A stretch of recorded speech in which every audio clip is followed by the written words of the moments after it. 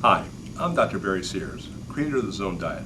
I'm quite happy to be here today with Mike talking on Core Essentials, talking about diet and what it means to you.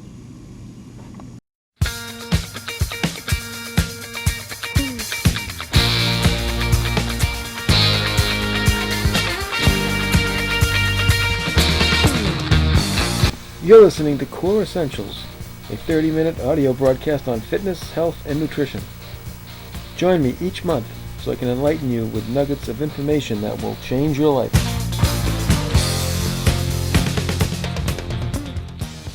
Welcome to Core Essentials. My name is Mike Sylvester, founder of Core Essentials, a stability-based strength training program that fuses together the many disciplines of fitness, including yoga, Pilates, physical therapy, and traditional strength training. The concept is simple. Build a stable base before you build muscle. The benefits are numerous: injury prevention, improved balance, and core stability, agility, cardiovascular endurance, muscular definition, and stabilization that allows flexibility, and strength that has a purpose, all in just 30 minutes. In today's broadcast, I'm happy and grateful to have as my first guest Dr. Barry Sears, a guru in the diet and nutrition industry, an author of numerous books including Enter the Zone or the Zone Diet, which was once controversial and without scientific research to back it up. The Zone Diet made its debut in 1995, and at that time, most people in the diet industry, mainly dietitians, dismissed it as just another fad diet. Today, numerous studies have substantiated many of the Zone's original theories he alluded to over 10 years ago. Without any further ado, let's listen to the interview I conducted with Dr. Barry Sears on April 11, 2008, and learn more about the Zone Diet. We have with us today, on our first audio broadcast, the world-renowned author, Dr. Barry Sears, who has appeared on Fox News, CNN, ABC, NBC, and a host of other broadcasts. I want to first thank you, Dr. Sears, for giving me this opportunity to conduct this interview. We have just 30 minutes, and I have a lot of questions, so let's just get started. Okay, great. Before we start, can you tell the listening audience your background and what led you to write one of the most popular, and I put in quotes, diet books, because I know you say it wasn't originally written for diet, Enter the Zone? Well, actually, my background has nothing to do with diet or nutrition, but has everything to do with drug delivery, and particularly cancer drug delivery. My background is really basically developing new technologies to basically reduce the toxicity of cancer drugs. Example, if you give too little of a cancer drug to a patient, they die of cancer. You give them too much, they die of a drug. So what you're looking to do is keep that drug in a therapeutic zone. And it became apparent to me some 25 years ago, you could apply that same thinking to food. Now to control the hormones generated by the food we eat, to keep them in a zone, not too high, but not too low. And why is that important? Why is it important to me? Because everyone in my family died prematurely of heart disease. Mm-hmm. My father died in his early 50s of heart disease, and he was a world-class athlete. All his brothers died in their early 50s, as did my grandfather. So I knew I carried the same genes for a premature death, but I felt that I could basically somehow change the expression of those genes if I could find a way to control my hormones, and hormones generated by the diet. Okay.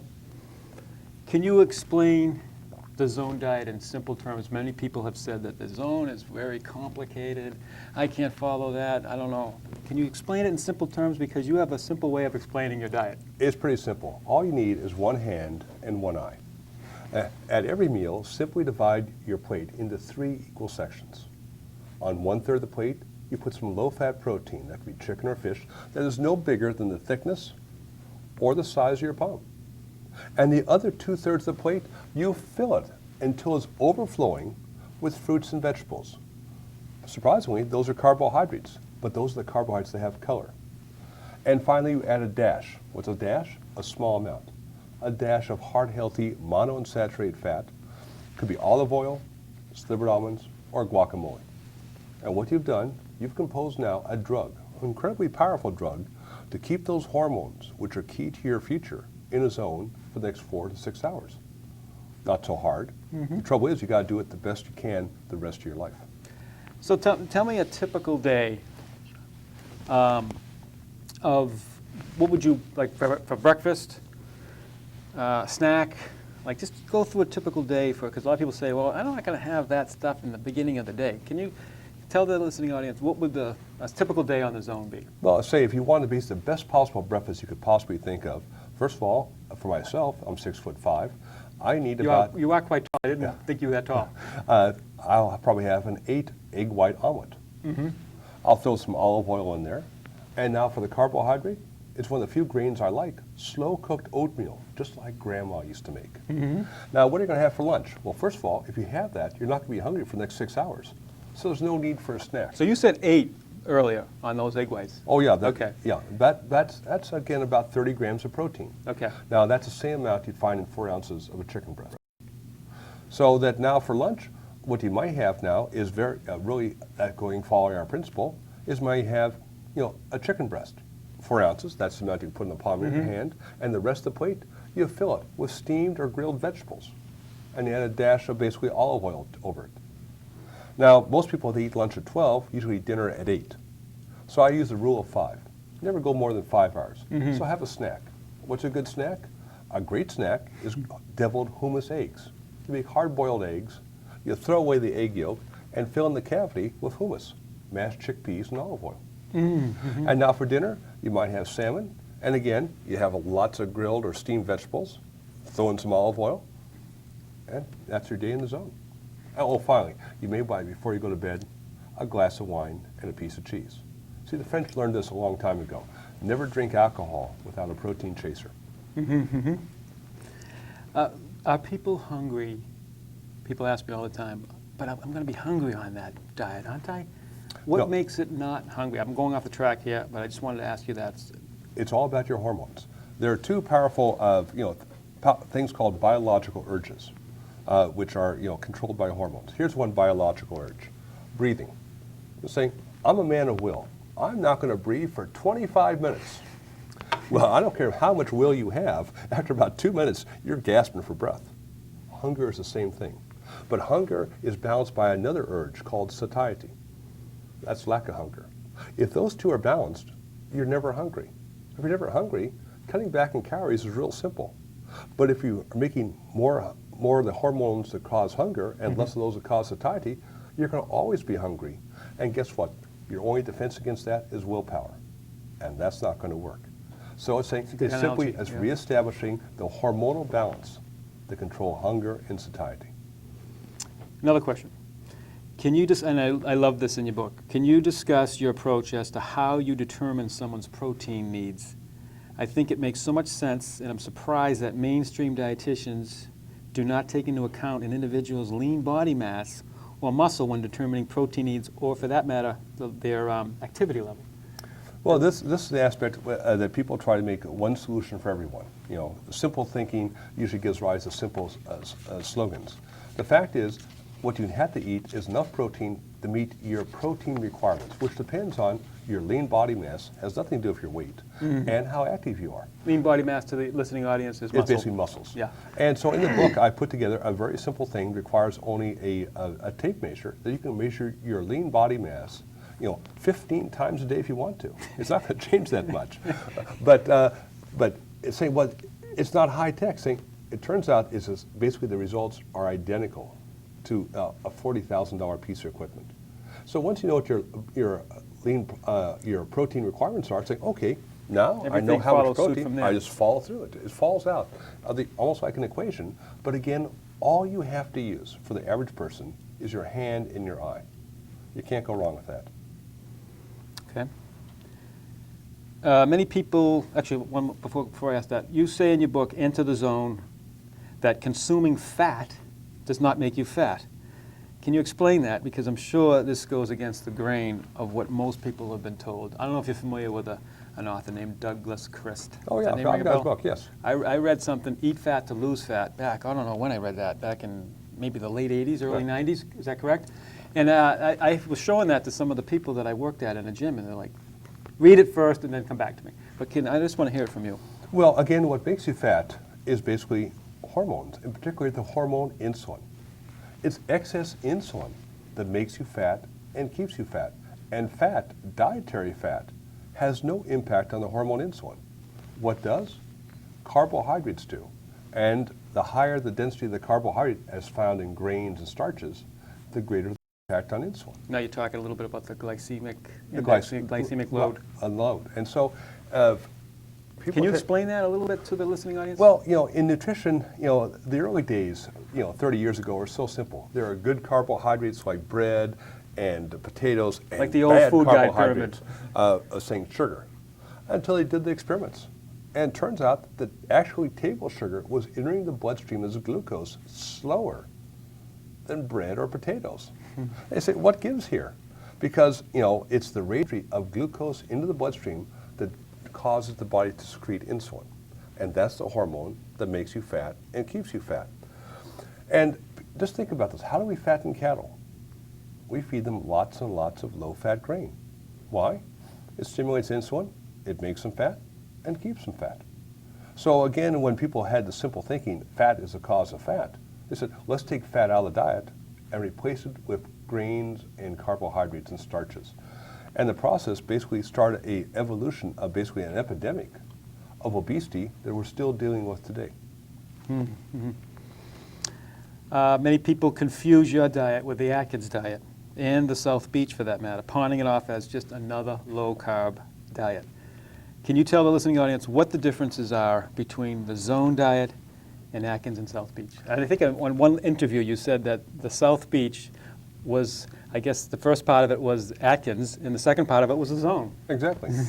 Well, it turns out that basically it's hard for the Zone to be considered a low carbohydrate diet if you're actually eating more carbohydrates than protein. 40, 30, 30. Yeah, I got my degree in science, but but the English numbers says, are higher on the carb side. Yeah, so the Atkins diet said carbohydrates, they're bad, they're evil, take them out of the diet. Now, what you do, here's a good rule Throw of the thumb. baby out with the bathwater. For any of your listeners, any diet that uses the word high or low to describe it is hormonally unsustainable. Now, the Atkins diet did say, yes, carbohydrates cause insulin.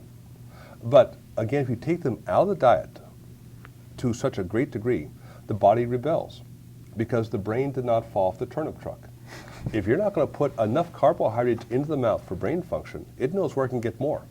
It's going to send out the hormone cortisol, that's a stress hormone, to tear down muscle mass and convert it into glucose. And do this long enough, all of a sudden, you start developing what is called insulin resistance and you regain all the weight. And So that can cause insulin resistance. Exactly. Interesting. And that's why all the studies on the Atkins diet say, yes, they initially lost weight and they all gained it back. Now, were they all weak-willed ninnies? Now, if I'm eating porterhouse steaks for dinner and lunch, and basically, egg omelets all day for a breakfast, saying, I'm going to keep doing this the rest of my life. But what they were seeing was basically the counter-hormonal response. Now, on the other hand, if you're eating too many carbohydrates, you're going to make too much insulin, and that'll make you fat. So between those two extremes lies the Zone. Now, the South Beach diet was actually a construct of Prevention magazine, saying, which way is the wind blowing? And this is when it came out in 2002. So really, for the first 3 weeks, you eat like Bob Atkins. And then you eat like the Zone. So basically, the first 2 weeks on Agassiz diet, the South Beach, it's about 20 grams. Yeah. Even though he doesn't really tell you that in the book. Yeah. Okay. Here's one. I finished a book called, I guess, Good Calories, Bad Calories. Yeah, Gary Tobbs. Gary Tobbs. Many mainstream dietitians have been telling us for years that a calorie is a calorie, and it's just as simple of decreasing calories in order to lose weight. Do you agree with that? No. Well, in fact, I said that basically about 12 years before Gary wrote his book. So again, that basically a calorie is not a calorie. That is from the standpoint that the hormonal effect of a calorie of protein is different than the hormonal effect of a calorie of carbohydrate, which is still different than the hormonal effect of a calorie of fat. So we have to look at what will be the hormonal consequences of proteins, carbohydrate, and fat, because it's our hormones that control our life. They control our weight, they control our health, our longevity, our daily physical and mental performance, and our emotions. If we're able to control our hormones, life becomes a lot easier. If we don't, life is a lot tougher than it has to be. Okay. I think a lot of people that have read maybe your first book, including myself, I think that was the first time I heard the term carcinoids. What is There's your the problem. What's my mouth? what is the Reader's Digest version of an carcinoid? Carcinoids are the most powerful hormones in your body, and they're derived from fat. In fact, Derived from fat. without fat. Is a prostaglandin considered a carcinoid? It's one of many hundreds of carcinoids. Yeah. So that if you took all fat out of the diet, what happens to test animals? They die. Now, if you add back certain fats, they live.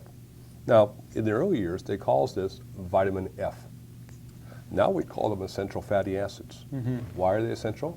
The body cannot make them, and the body has to have them to make these hormones called carcinoids that control every other hormone in your body.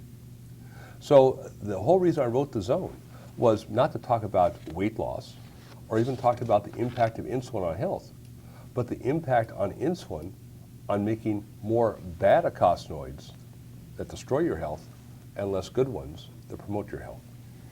So basically, carcinoids, even though the Nobel Prize in Medicine in 1982 was awarded for understanding their importance, today virtually nobody in medicine understands them. Yet if you go to PubMed, where you can access the medical library, type in the word carcinoids, out will come more than 100,000 references. Yet here's the most powerful hormones known in the medical science. The Nobel Prize in Medicine was awarded, has not been retracted to my knowledge.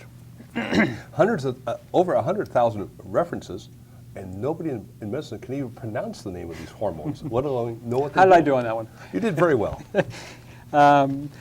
Switching gears here a little bit, just to bring it down to earth, as far as I work with a lot of people, bodybuilders. What advice would you have for the bodybuilder who is trying to maintain muscle, lean body mass, and decrease body fat? Is the Zone diet appropriate, and does it differ from what maybe the average bodybuilder is doing already? No, actually, the Zone diet is most appropriate because, again, eventually we have to look at what the science tells us. And in a couple of seminal articles published in 2005 in the European Journal of Clinical Investigation, they asked this question. They put active athletes on the diet and matched them with athletes not in the Zone diet, and asked the question, who performed better? Those in the Zone diet, they got stronger, they had better reaction times, they lost more fat, they had better metabolic profiles. So it says that, again, that we're led to believe that athletes need massive amounts of carbohydrate. That's exactly what we're told about how to lose fat. Eat lots of low-fat carbohydrates. But it turns out athletes are just like regular people. But they have a certain need to make more of the chemical energy called ATP. And it's making ATP that's the key to athletic performance and also basically the growth and maintenance of muscles. So rather than taking a massive amount of a big protein shake, you see these poor kids out of high school eating this massive amount of protein shake, what you need is almost an IV drip of protein coming in throughout the day and keeping insulin in a zone to stimulate the synthesis of new protein. And this is the thing they don't get, to say you have to basically treat nutrition with the same emphasis you would treat a drug, at the right dosage, at the right time. And that's why the athletes I've worked with have won 24 gold medals in the last 4 Olympics. They had an unfair advantage, an unfair hormonal advantage over all of their competitors. Why? They basically learned to treat food like a drug and to orchestrate the hormones that would basically make sure their performance at that point in time and space was the best that was genetically possible for them. Well, I mean, along those same lines, I'm looking at bodybuilders. I've been training since 1979, and most bodybuilders then and still today were ahead of the curve, knowing that protein was more important, even though there were studies back then that said no. They were doing the protein drip every 3 or 4 hours. They were taking in maybe 20, 30 grams of protein. Right. And they were eating fiber-rich carbohydrates. Exactly. They were on the Zone without even knowing it, right? Because they were basically using, I don't know if they were having the good essential fatty acids. I don't know that. But they were seeing by experimentation of what works. And this is why, there was that dichotomy between bodybuilders and endurance runners. Two very, very different types of dietary programs. And what you're seeing now, basically, they're becoming the merge to the central theme. It's saying it doesn't matter what sport you're in. What matters is basically how to control your hormones and basically using those hormones to to achieve the goal you want to. Now, if you're looking to build strength, what you're trying to do is to release growth hormone from the pituitary. That's controlled by eicosanoids. If you're a runner, you're trying to basically increase oxygen transfer to your muscle cells. That's controlled by eicosanoids. Single theme. If I can control my eicosanoids, whether I'm a distance runner or purely a bodybuilder, or some sport that requires a combination of pure strength or pure endurance, which is all other sports, then actually I have one diet that fits all sports.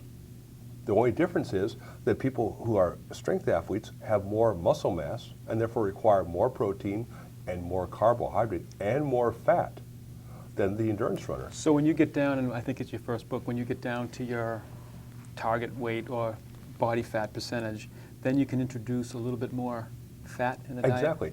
How do you know it's time to introduce more fat? When you can see your six-pack. Now, and most people say, I haven't seen that in probably about most of my adult life. So it's like, in that case, you've got just enough fat.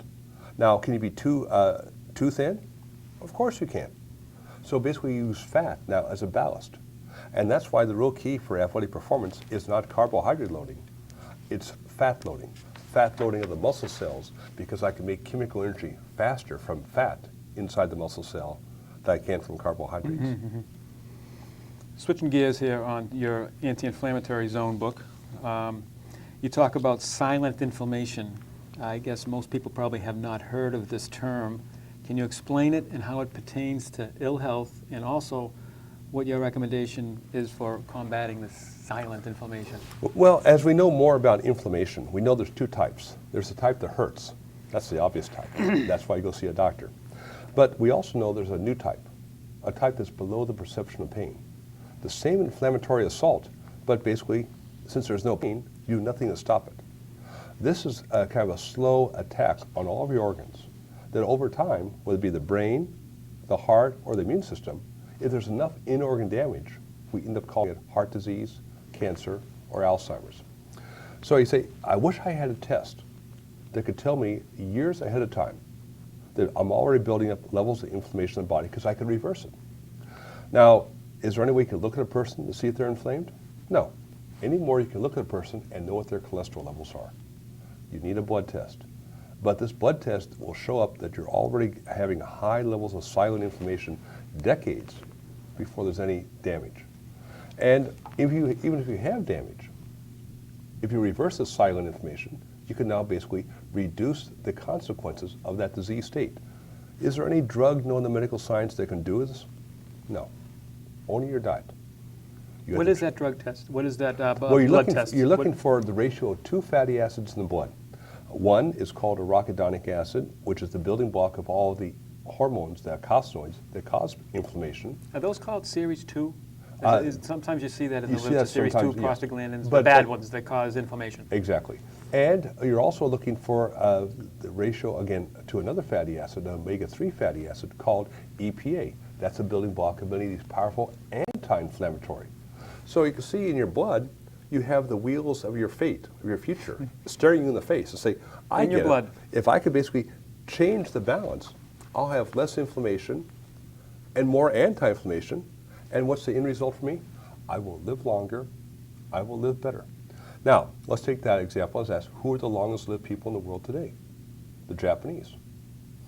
And if you look at their levels of these two fatty acids, they're about between 1.5 and 3. The typical American is about 15.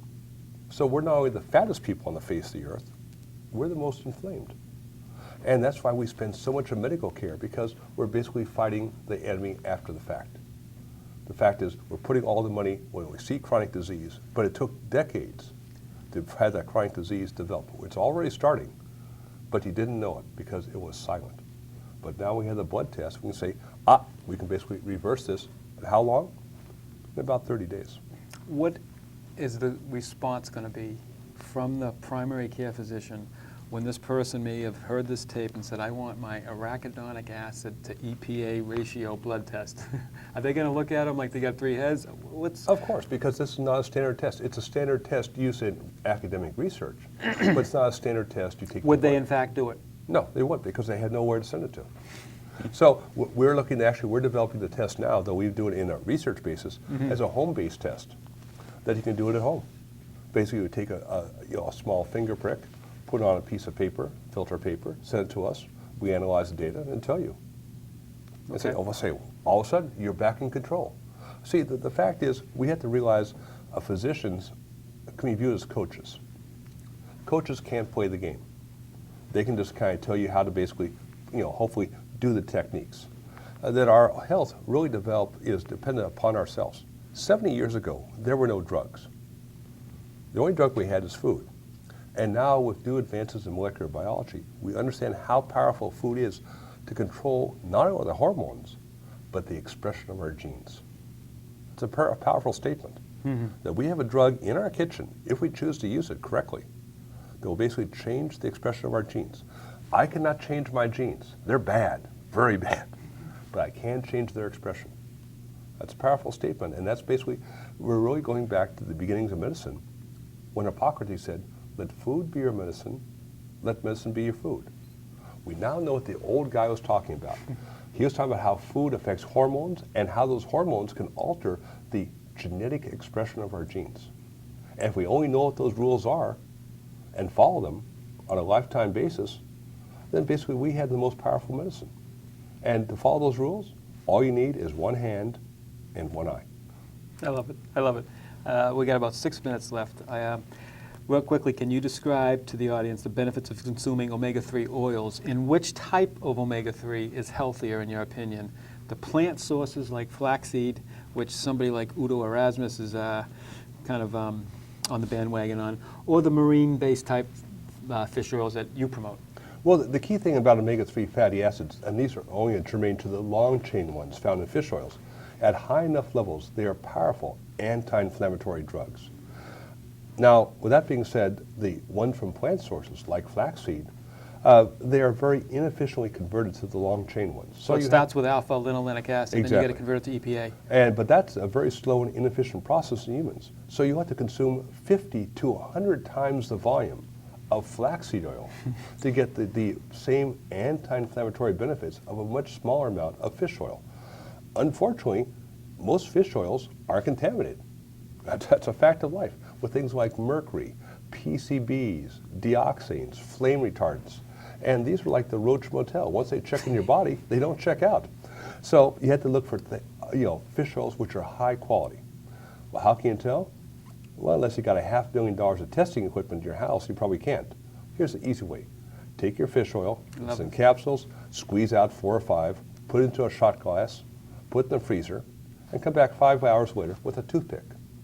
If you can't put the toothpick through the fish oil, what you've been taking is the sewer of the sea. and so mostly it's fractionated with saturated fat? That's right. Because it doesn't freeze. But again, saturated fat, but the fact it has a saturated fat there means all the other toxins which are found in fish oil are still there. I don't think a lot of people know that. No. So can you elaborate a little bit more on pharmaceutical grade? What does that exactly mean? It should be a concern for most consumers. It says what you have done is take the active ingredients and concentrate them up and remove the impurities. Essentially what you have now is weapons grade fish oil. Highly pure, highly potent, ready to go for action. And most of the clinical studies which have been done have used weapons grade fish oil. But here's the caveat. Natural products work, but you have to give a therapeutic dose. And it turns out that is a lot of fish oil. We published one study last year with children with ADHD. And all we did was give them very high levels of fish oil, measured their blood as it came down, and when it did, all of a sudden, the ADHD disappeared. Why? Because basically, they were not getting enough of vitamin F to control the inflammation. EFA. To basically was giving rise to basically now increased hyperactivity. And you're saying that pharmaceutical grade has to be at least 60%, from what I understand, of polyunsaturated because fish now oil? It'll pass the toothpick test. And there was another one, the AA versus EPA ratio. That's going to be too high in the sky. Yeah, that's too arcane for most people. Okay. Last question. And this is a long one. All right. And I was, about 6 years ago, I had the pleasure to hear you speak at the world-renowned Natick Labs in Massachusetts, which turned out to be a debate between you and, of all people, a captain in the Army, which I won't mention. He claimed that your diet wasn't supported by the scientific literature, stating that the protein to carbohydrate ratio that you promote, which is 0.75, in other words, for every 4 grams of carbs one consumes on your diet, one would consume 3 grams of protein, hence the 40% carbs, 30% protein recommendation. On the other hand, mainstream dietitians at the time were advocating a protein to carb ratio of 0.27, 0.25. In other words, for every 4 grams of carbs, one would consume only 1 gram of protein, or 55% carbohydrate and only 15% protein recommendation. Your premise, if I understand this, what I read in your book, is that this 0.75 ratio decreases insulin concentrations more than the recommendations of 55% carb, 15% protein. His findings, however, said there were no significant differences between insulin concentrations between the ratios of protein and carbohydrates you promote in the zone diet versus the RDA recommendations. Since this is the central basis of your book, he dismissed the proposed benefits you promote in the book in regards to health and weight control. Now, 6 years have passed since then, and correct me if I'm wrong, many studies have been conducted that actually support your 40% carb, 30% protein ratio, and that the results of these studies showed favorable changes in weight when compared to higher carbohydrate diet, lower protein diet, as well as supporting cardiovascular health. What would you say to the captain now? Well, I assume he's still a captain, first of all. Second thing I say to the captain, you can always tell a military man, you just can't tell him much. Now, with this being said, 6 years later... I just want to tell the audience, he was an exercise physiologist, PhD, I believe. And yes. he was an RD, registered dietitian. But as you correctly point out, in every study that's been published, a carefully controlled study where you've treated people like lab rats, the zone diet has always been found to be superior. But in 2005, the Joslin Diabetes Research Center at Harvard Medical School announced their new dietary guidelines for treating obesity, prediabetes, and type 2 diabetes. And what were those guidelines? The zone diet. So either Harvard Medical School and myself have made a terrible mistake, or basically it just took Harvard 10 years to basically come to the same conclusion using much of the same data that I present in my books that's saying yes. Basically, to have a diet to basically treat disease like type 2 diabetes, to treat obesity, we have to have a diet that's hormonally sustainable. And that means it has to be moderate in carbohydrate, moderate in protein, moderate in fat. We're back to the grandmother's Exactly. recommendations years and years and years ago. And so those haven't changed. She was simply the repository of 20 millennia of observations of what works. Notice your grandmother didn't say, you can't leave the table until you eat all your muffins or mashed potatoes. No, she said, you can't leave the table until you eat all your vegetables. She knew what she was talking about.